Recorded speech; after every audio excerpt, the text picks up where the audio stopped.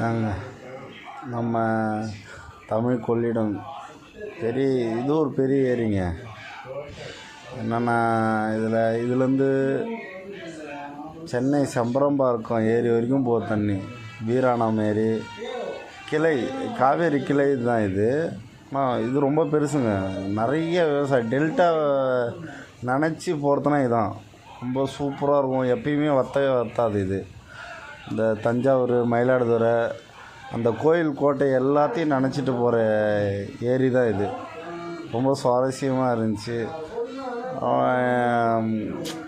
கிட்ட போய் குளிக்கணும்னு நினச்சேன், ஆனால் முடியல. ஆனால் நம்ம தமிழ் ஏரி செம்மையாக இருக்குது. ஆனால் இதுவும் இந்த நதிகள்லாம் பார்க்கக்குள்ள நான் நானாகவே இல்லை. நான் ரொம்ப திருப்தியாக இருந்தேன். இதெல்லாம் பார்க்கக்குள்ள ரசித்தேன். பாருங்கள், இது கூட நான் பின்னாடி இந்த விவசாய இடங்களையும் போட்டிருக்கிறேன். செம்மையாக இருக்குது. நான் மறந்த நேரம் இதெல்லாம். இந்த தண்ணி தான் நம்ம சென்னை ஃபுல்லாக மூலமுடுகெல்லாம் இந்த தண்ணி தான் நம்ம குடிக்கிறோமே. இது பெரிய கிளை நதியில் இதுதான் முக்கியமாக தமிழ்நாட்டோட முக்கால்வாசி இடத்துக்கு இந்த தண்ணி தான். காவேரி பெல்லடம் வழியாக போய் பெல்லடத்துலேருந்து வீராணம் ஏரி நிரப்பி வீராணம்லேருந்து செம்பரம்பாக்கம், எப்படிலாம் நம்ம நாட்டு ராஜாக்கள் எப்படிலாம் பிரித்து எவ்வளோ அழகாக தண்ணி வசதியை பண்ணியிருக்காங்க பாருங்கள். எவ்வளோ விளைஞ்சிருக்கு பாருங்கள். ஃபுல்லாக எனக்கு தெரிஞ்சு நான் கடலூர் சைடு பார்த்துருக்குறேன். கடலூர், இந்த சைடு திருக்கோளூர் சைடு பார்த்துருக்கேன்.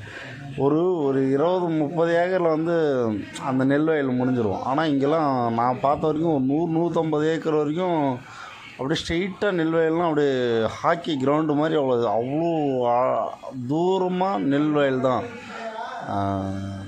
சர்வசாதாரணமாக எங்கே பார்த்தாலும் அந்த டேம் தண்ணி அந்த டேம் தண்ணியும் அந்த நதி தண்ணியும் எல்லா இடத்துக்கும் போகிற மாதிரி கட்டமைச்சிருக்கிறாங்க. ஆனால் நிறையா தண்ணி வீணாக்கியிருக்கிறாங்க. மக்களுக்கு நான் ஒரே ஒரு கோரிக்கை, ஃப்ரெண்டுங்களுக்கும் எல்லாத்துக்கும், தண்ணியை மட்டும் தயவு செஞ்சு எந்த ஒரு காரணத்துக்காகவும் தண்ணியை மட்டும் வீணாக்காதீங்க ப்ளீஸ். அழகாக இருந்துச்சு. ரொம்ப சந்தோஷமாக இருந்தேன் இதெல்லாம் பார்க்கல. ரசித்தேன். முக்கியமாக நீங்களும் என்ன மாதிரியே ரசிங்க, ஹாப்பியாக இருங்க, ட்ராவல் பண்ணுங்கள். நம்ம லைஃபே நம்ம தொலைச்சிருவோம்.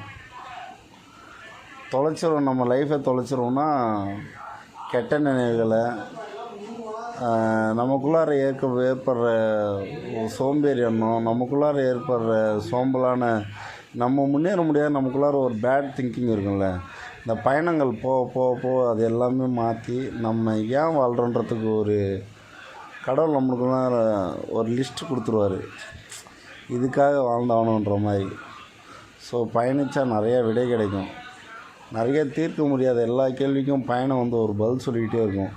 பயணத்தில் சந்திக்கிற மனிதர்களும், அந்த மனிதர்கள்ட்ட நாம போகிற வாய்ப்புகளும் ஈஸியாக கிடைக்கும். அது வித்தியாசமான அனுபவமாகவும் இருக்கும். அது நீங்கள் அனுபவிச்சு பாருங்கள். எல்லார்கிட்டையும் ஃபஸ்ட்டு பேசுங்க. எல்லாரையும் ஃபஸ்ட்டு நல்லவங்களாக நினைங்க. யாரும் நம்மளை கெட்டதாக நினைக்க மாட்டாங்க, கெட்டவங்களாக இருக்க மாட்டாங்க. நம்மளை சுற்றி இருக்கிறவங்க எல்லாம் நல்லவங்க தான். யாருமே நம்மளுக்கு துரோகம் பண்ண மாட்டாங்க. அப்படி நம்பணும் நம்ம பயணத்தில். அந்த பயணம் நம்மளுக்கு எந்த விதத்துலையும் தோல்வியும் கொடுக்காது. அது ஒரு தடுங்கலாகவும் ஏற்படாது. அது ஒரு மிக முக்கியமான வெற்றியை தான் கொடுக்குமே. ஒரு ரொம்ப சந்தோஷமான நிம்மதியை தான் கொடுக்குமே. சரிங்களா? ரொம்ப தேங்க்ஸ். பாருங்கள். அப்புறம் என்ன சொல்கிறது?